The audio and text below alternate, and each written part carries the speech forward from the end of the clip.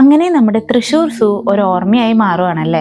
ഈ ഒരു സൂവും ഇവിടുത്തെ കാഴ്ചകളും ഇനി ഒരിക്കലും കാണാൻ പറ്റില്ല എന്ന് ആലോചിക്കുമ്പോൾ ചെറിയൊരു വിഷമൊക്കെ ഉണ്ട്. കാരണം കുട്ടിക്കാലം മുതൽ വിരലിലെണ്ണാവുന്നതിനേക്കാളും കൂടുതൽ പ്രാവശ്യം വന്നിട്ടുള്ള ഒരു സ്ഥലമാണിത്. ഒരുവിധ എല്ലാ തൃശ്ശൂർക്കാരും അങ്ങനെയായിരിക്കും അല്ലെ. സ്കൂളിൽ പഠിക്കുമ്പോഴുള്ള പിക്നിക് തൊട്ട് ഫാമിലി ആയിട്ട് ഏതെങ്കിലും ഇങ്ങനെ ഒരു വീക്കെൻഡ് വരുമ്പോഴോ അതുപോലെ ഫ്രണ്ട്സ് ആയിട്ട് കറങ്ങാനോ അങ്ങനെ ഒരുപാട് പ്രാവശ്യം ഇവിടെ വന്നിട്ടുണ്ട്.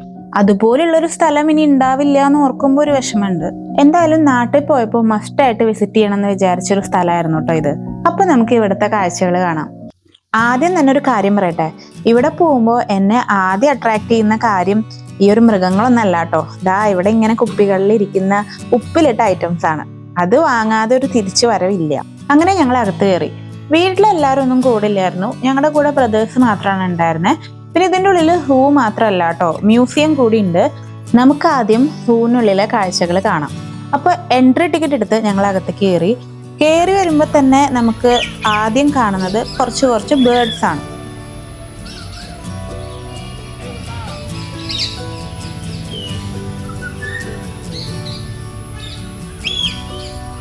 ഈ ഒരു തത്ത നമ്മൾ പറയുന്നത് റിപ്പീറ്റ് ചെയ്യുന്നുണ്ടായിരുന്നു, പക്ഷെ കുറേ പ്രാവശ്യം പറയുമ്പോഴാണ് റിപ്പീറ്റ് ചെയ്ത്. അതും നമ്മളിങ്ങനെ ശ്രദ്ധിച്ച് കേട്ടാലേ മനസ്സിലാവുണ്ടായിരുന്നുള്ളൂ.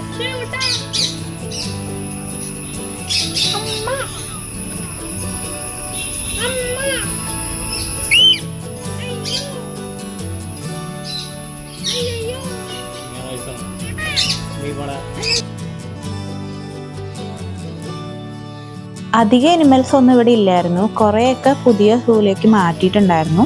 പിന്നെ എനിമൽസ് മാത്രമല്ല, ഇവിടുത്തെ ആ ഒരു അറ്റ്മോസ്ഫിയർ കൂടി നല്ല രസമാണ്. ഭയങ്കര പച്ചപ്പും മരങ്ങളൊക്കെ ആയിട്ട്.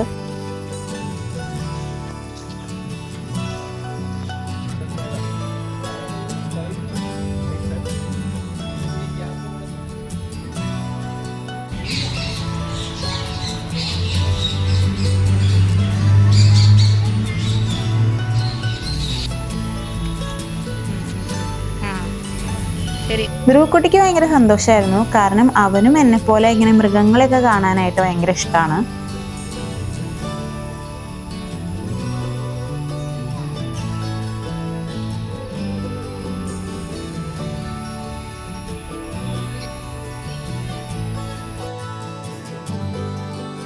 ഇവിടെ ദാ ഇങ്ങനെ ഇതുപോലെ പക്ഷികളുടെ പേരെഴുതി പടമൊക്കെ വരച്ചു വെച്ചിട്ടുണ്ട്. ഇതിൻ്റെ ഉള്ളിലൊരു കരടി ഉണ്ടായിരുന്നു, ഇപ്പൊ കാണാനില്ല. കരടിയുടെ പേര് ബാലുക്കരടി എന്നായിരുന്നു തോന്നുന്നു കേട്ടോ.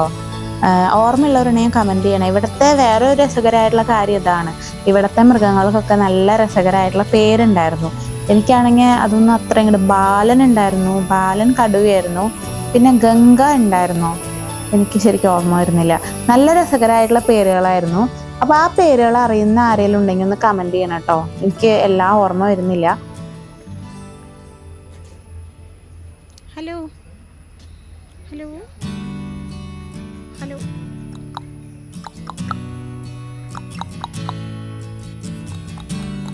പിന്നെ ഈ ഒട്ടകപ്പക്ഷി, ഈമു ഒക്കെ പോലത്തെ സ്പീഷീസ് ഉണ്ടായിരുന്നു. അപ്പം അതാണെങ്കിൽ ഒരു സ്ഥലത്ത് നിൽക്കാതെ ഇങ്ങനെ അങ്ങോട്ടും ഇങ്ങോട്ടും നടക്കുകയാണ്. നമ്മളിങ്ങനെ വീഡിയോ പിടിക്കാൻ നോക്കുമ്പോൾ അങ്ങോട്ടും ഇങ്ങോട്ടും ഇങ്ങനെ നടന്നുകൊണ്ടേ ഇരിക്കുകയായിരുന്നു. പിന്നെ നമ്മുടെ ഹിപ്പോയ്ക്കും നല്ലൊരു പേരുണ്ടായിരുന്നു കേട്ടോ, ഞാൻ മറന്നുപോയി. പിന്നെ ഇപ്പോൾ ഒരെണ്ണം മാത്രമേ കാണാനുള്ളൂ, മുന്നേ 3-4 ഉണ്ടായിരുന്നു. മേ ബി പുതിയ സ്ഥലത്തേക്ക് മാറ്റിയിട്ടുണ്ടാവായിരിക്കും. അപ്പം ആളിങ്ങനെ ഫുള്ള് വെള്ളത്തിനുള്ളിൽ തന്നെയായിരുന്നു ഇരിക്കുന്നുണ്ടായിരുന്നത്, പുറത്തേക്ക് വരുന്നേ ഉണ്ടായിരുന്നില്ല.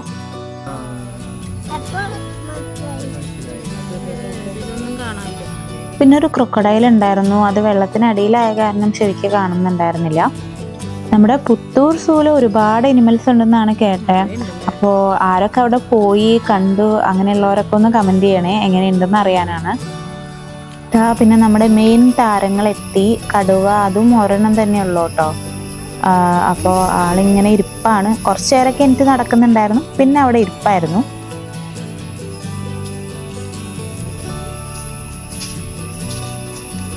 പിന്നെ അവിടെ അടുത്ത് തന്നെ ഒരു സിംഹം ഉണ്ടായിരുന്നു, പക്ഷെ അതിനെ കാണാൻ പറ്റില്ല, ഫുള്ള് ഇരുട്ടായിട്ടിരിക്കുകയാണ്. ആളെ ഉറക്കമായിരുന്നു കേട്ടോ. പിന്നെ ഏതൊരു സൂവിൽ പോയാലും ഞാൻ ശ്രദ്ധിച്ചിട്ടുണ്ട്, ഈ സിംഹമൊക്കെ മോസ്റ്റ്ലി ഉറക്കം തന്നെയായിരിക്കും. പിന്നെ ഇവിടെ ഒരു ലെപ്പേർഡ് ഉണ്ടായിരുന്നു, അതും ഉറക്കമായിരുന്നു. അതിനെന്തോ കുറച്ച് വയസ്സായി, വയ്യാത്ത പോലെ ഉണ്ട്. പിന്നെ നമ്മുടെ മെയിൻ താരങ്ങളെത്തി. ഇവരാണല്ലോ എന്തെങ്കിലുമൊക്കെ കോപ്രായം കാണിച്ച് നമ്മളെ എന്റർടൈൻ ചെയ്യിക്കുക. അല്ല പീക്കൊക്കെ ഉണ്ട് അപ്പുറത്ത്.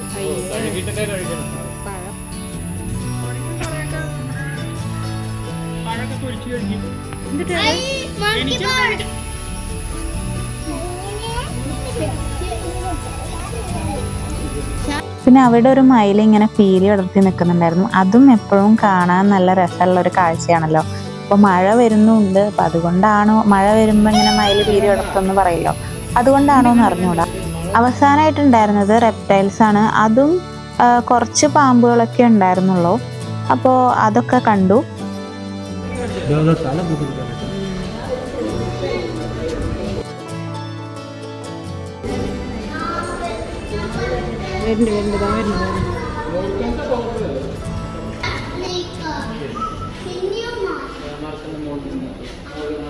ഈ പാമ്പുകൾ കൂടാതെ പുറത്ത് കുറച്ച് ആമകളും കൂടി ഉണ്ടായിരുന്നു.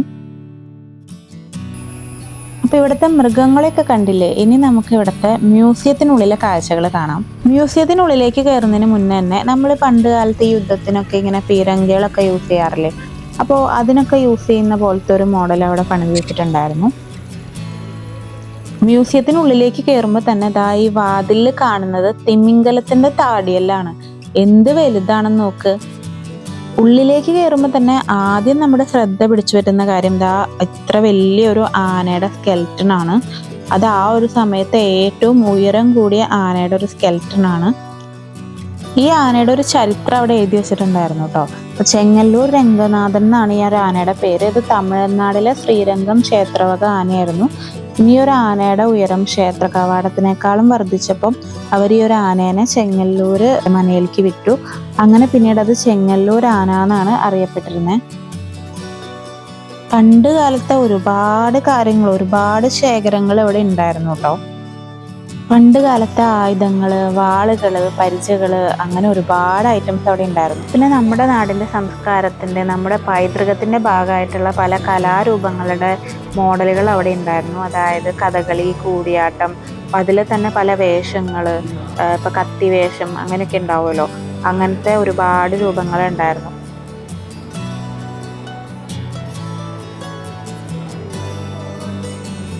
പിന്നെ പണ്ട് കാലത്ത് ഉപയോഗിക്കുന്ന പല പണി ആയുധങ്ങളുടെയും മോഡലുകൾ അവിടെ ഉണ്ടായിരുന്നു.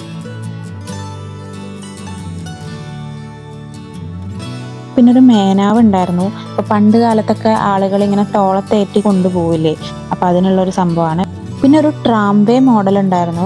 അത് ചാലക്കുടി റെയിൽവേ സ്റ്റേഷനിലേക്ക് പറമ്പിക്കുളത്ത് നിന്ന് തടി കൊണ്ടുവരാനായിട്ട് യൂസ് ചെയ്തിരുന്ന ഒരു സംവിധാനമാണ്.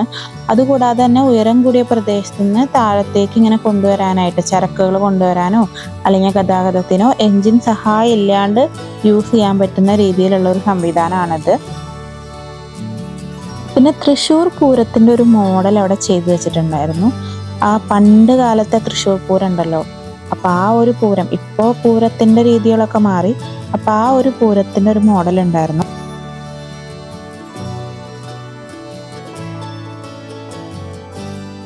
ഇത് പണ്ട് കാലത്ത് കൊച്ചി രാജാക്കന്മാർ ഉപയോഗിച്ചിരുന്ന വസ്ത്രങ്ങളാണ്. ഈ ദർബാർ ഉടുപ്പുകൾ എന്നാണ് പറയുന്നത്.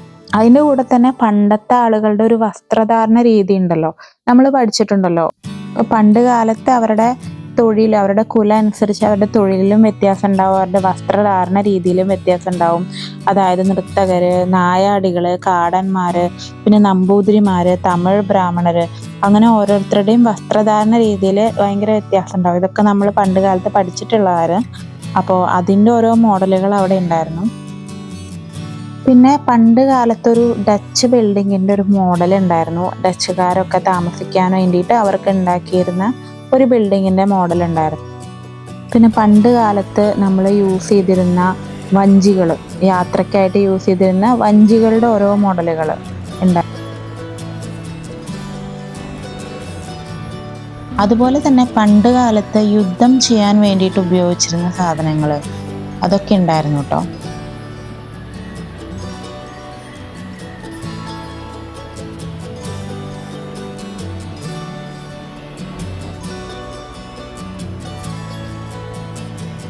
അതുപോലത്തെ ഒരുപാട് കാര്യങ്ങൾ ഉണ്ടായിരുന്നു കേട്ടോ. അപ്പം ഇതിൻ്റെ പേരെന്തോ വിമാനവാഹിനി എന്നാണ്.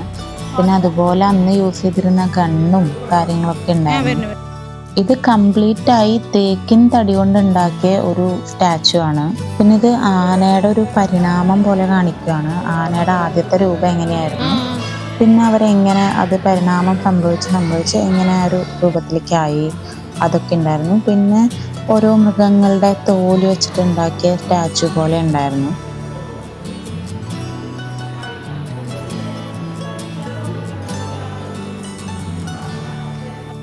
ഈ കാണുന്നത് തിമിംഗലത്തിന്റെ തലയോടാണ് കേട്ടോ. അങ്ങനെ ഒരുപാട് കാഴ്ചകൾ ഇവിടെ കാണാനും ഒരുപാട് കാര്യങ്ങൾ അറിയാനും ഉണ്ടായിരുന്നു. ഈ ഒരു മ്യൂസിയം ഇവിടെ തന്നെ ഉണ്ടാവുമോ അതോ മ്യൂസിയം ഇതുപോലെ പുത്തൂർക്ക് മാറ്റുമെന്ന് എനിക്ക് കറക്റ്റായിട്ട് അറിയില്ല. ഇനിയിപ്പോൾ ഈ സൂ മാറ്റുന്നതിൻ്റെ ഒപ്പം തന്നെ മ്യൂസിയം മാറ്റുമെന്ന് അറിഞ്ഞൂടാ. ഈ കാണുന്നത് രാജവെമ്പാലയുടെ അസ്ഥിക്കൂടാണ്. എന്തൊരു വലുതാണല്ലേ. അങ്ങനെ എന്നെ അത്ഭുതപ്പെടുത്തിയ ഒരുപാട് കാഴ്ചകൾ അവിടെ ഉണ്ടായിരുന്നു കേട്ടോ. അപ്പം ഇതെൻ്റെ നാട്ടിലെ ഒരു അവസാനത്തെ വ്ളോഗാണ് കേട്ടോ. ഇത് കഴിഞ്ഞാൽ ഇനി നമ്മൾ ചെന്നൈയിലത്തെ വിശേഷങ്ങളാണ് കാണാൻ പോകുന്നത്. അപ്പോൾ ഈ ഒരു വീഡിയോ ഇഷ്ടമായാൽ ലൈക്ക് ചെയ്യാനും ഷെയർ ചെയ്യാനും അതുപോലെ തന്നെ ചാനൽ സബ്സ്ക്രൈബ് ചെയ്യാനും മറക്കരുത് കേട്ടോ. Thanks for watching. Bye bye.